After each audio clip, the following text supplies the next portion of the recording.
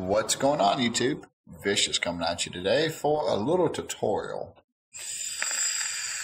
Okay, so as we all know, we have this new beautiful tank on the market, the Aspire Atlantis. The problem with this right now is that it takes these huge coils, and everybody has the same question: can you rebuild the Aspire Atlantis coil? And the answer is yes. Yes, you can. And I'm hopefully going to be able to show you guys exactly how to do it. I've already done it on once just to see if I could. It's a little challenging. So like challenge level on this is going to be a 6. Challenge level is going to be level 6 or 7. It's not overly complex, but it's going to take a lot of tinkering to get it right, if that makes any type of sense. So first thing we're going to do is we're going to get down into the deconstruction of the Aspire Atlantis coil. First things first, we need tools that we need for this job is a pair of needle nose pliers. Whatever you're building on, I'm building on the largest screwdriver I have, and you need a smaller screwdriver, Kanthal, and wicking material of choice. Okay, so let's just go ahead and deconstruct this thing. Grab it, boop, the bottom piece comes right out. Next up, the little O-ring. Next up, grab that wire. You can pull out the coil. Okay, leaving probably some residue in there, some extra little wicking material, everything out, and you still have the screen at the very top, and I go ahead and I pull out that screen. Be careful not to damage it, leaving me with one case with the matting inside still in place. Like the wicking material itself. Oh, there's my fucking shit. There it is. The wicking material itself is gone, but there's still the sheet of matting on the outside that's kind of stuck in there. And right now I'm leaving that in place just so we can see how it goes. Okay. Next we need our Kanthal wire. I'm using 24 gauge Kanthal, and I'm just going to go ahead and build a coil like you normally would build a coil.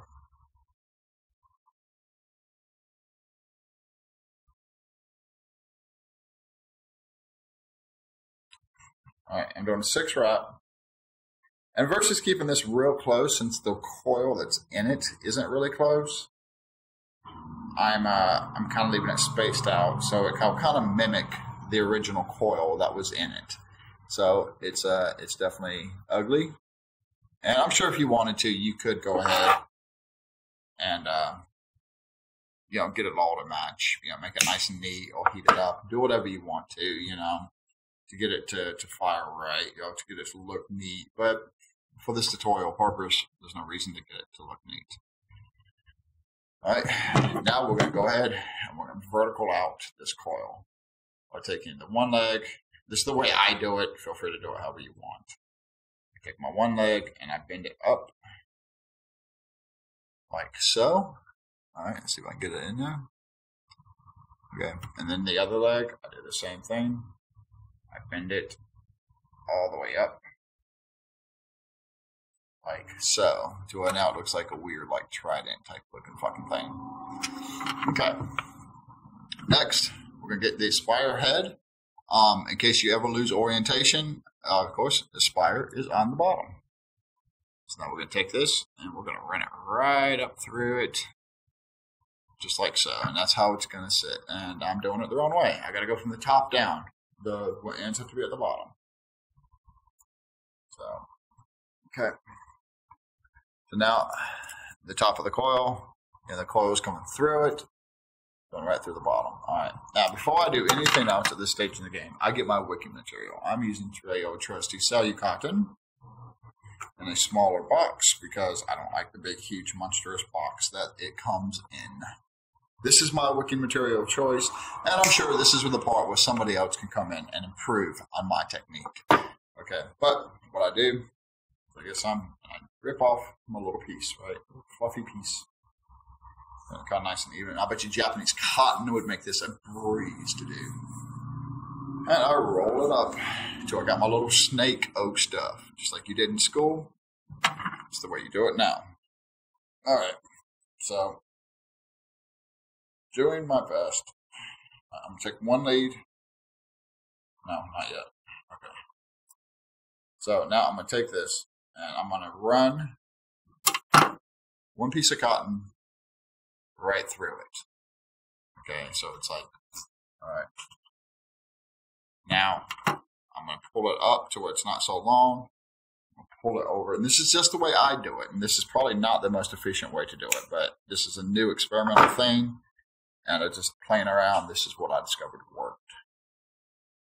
All right, now we're gonna run the second one up. I always have 2 strands. You can probably use 4 or however fuck many you want, but I'm just, again, there's no set way in how you whip this thing. There's just not. So, all right, 1, 2. All right, I got some of my wicking material there. I'm gonna take my coil thing here, and I'm gonna run it right down through the center. And I just run these 2 little leads, not the leads, but like the legs of the wicking material. I just do that so that it has something to kind of branch onto and hold onto, if you know what I mean. All right, so now that I got a little bit of cotton in there, I'm pulling it out. God, I feel like such a fucking tool here, and this is such a bad fucking video, but I'm hoping you get the idea. All right, now I'm gonna take my pliers, and I'm gonna take one lead, the shortest lead, just like in your Kanker Pro tank, so you can have one long lead, one short lead. I'm gonna turn it, and I'm gonna fold it right there at the side. So now I can pull this thing out, and I can rearrange, and I can really start getting down to business, because that one little leg is just going to hold it in, and now I still got one long leg.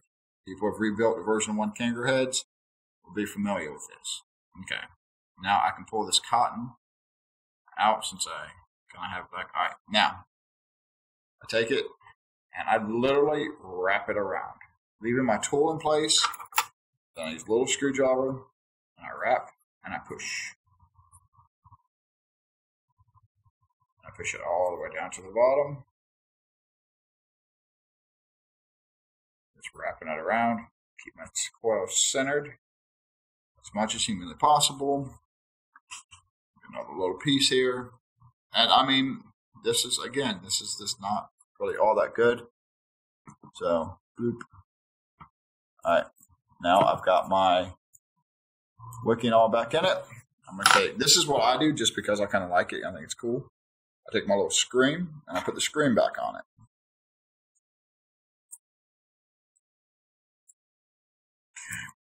I just push the screen down to where it sits on top. Gives me a nice little level thing. Now I'm going to pull out my screwdriver very carefully. Okay, I've got all this extra shit here. I'm going to go ahead and I'm going to snip off the extra cotton that I got floating around here because it's in my way and it's annoying me. Okay, and now you can take it and do the same thing on the bottom. You take the cotton and you put it around the bottom of the coil. But for this purpose, I'm not going to do it. Oops. Hold on. Okay, so I went ahead and I added some more cotton to the bottom of it. And just the same thing is I just kind of pushed it all the way around. I left the center open. So now when you look through it, I don't know if you can really see that on the okay. So you got the cotton there. And the cotton there. Okay. Now, it's plain and simple. We take the wick, this little thing right here, the little silicone. Oops. Before I do that, I almost forgot. Snip your lead as close as possible. Oop. Run the silicone back into it. Or this little thing. There's little notches on the side of this, and that's how I line it back up. I take my bottom piece. And I actually now got to snip this a little bit closer now. Boop. All right. So you got one lead inside the O-ring, one lead outside the O-ring. push the bottom thing back in with the one lead stretched to the side. Okay, so I got one lead pushed to the side. One lead's inside the silicone or rubber gasket or whatever the fuck you want to call it. One's on the outside. This is the hard part. I go ahead and I push it on there. Now it's good to go. Okay. Now snip a little bit closer. And we're going to see if I did this right. Just a second.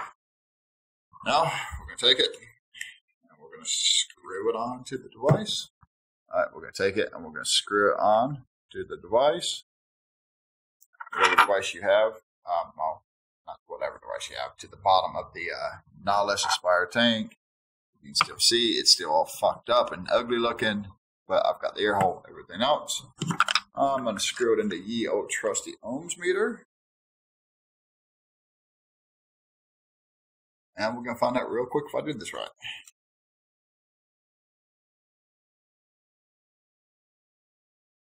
And I did not. Let me figure out what I did. What I'd fucked up is I actually allowed the little lead to slip inside. It has to be to the outside, so it's trapped between the bottom piece and the O-ring. You know what I mean? And it's on the ohm reader. You still see it's the same fucked up, ugly one. 0.69 ohms. So now what do? We pull it out. I lost, of course, my little piece on my damn fucking voltmeter coming with me. Hold on. Okay, so as you can see, it's all nice and good. You know, it's the same fucking ugly ass coil that I built earlier. Okay, it's onto the base. Now we're gonna take a little bit of juice, maybe, nope. Better work that. Alright, so we're gonna take a little bit of juice and we're just gonna squirt it down inside the coil to get it primed. That's the way I do it. I find this is the most efficient way to prime these things. I'm going to take the tank section, which is empty of juice, go figure, and we're going to screw it back on. Am I really empty? Yes, I'm really empty. Let me get some juice. I had to get some new juice. As you can see, it's still the same ugly beat up coil. And now I can show you how it does. Pull it out and just literally soak your coil just like you would in an RDA. Put it on there and let it soak down. Alright, now I'm going to fill the old tank. Just wipe it off because it's all kind of juicy.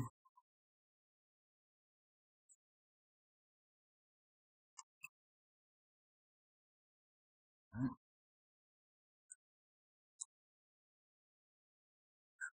This is going to be nasty because I got fucking apple flavored e-liquid on this thing right now. Screw it all back in there.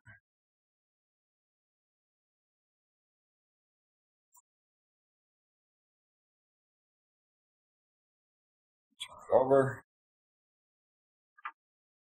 And let it finish wicking up. I'm going to pause this so I can get this thing on my box. And I'm back. Alright, so I'm screwing it onto my box. I gotta find my drip tip.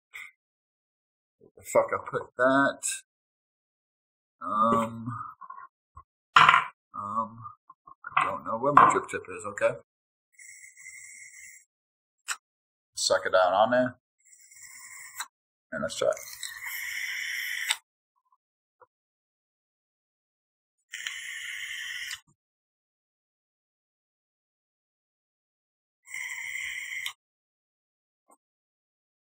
And that's how you rebuild a Nautilus Atlantis coil. Flavor, I like it. I actually think I get better flavor with my own wicking material. It takes some getting to do, and I know that there's better wicking ways out there. But this video is around at 14 minutes, and a lot of it's me fucking around. So let me just go ahead and get out of here and say, I hope that y'all found this interesting. So vape on, people.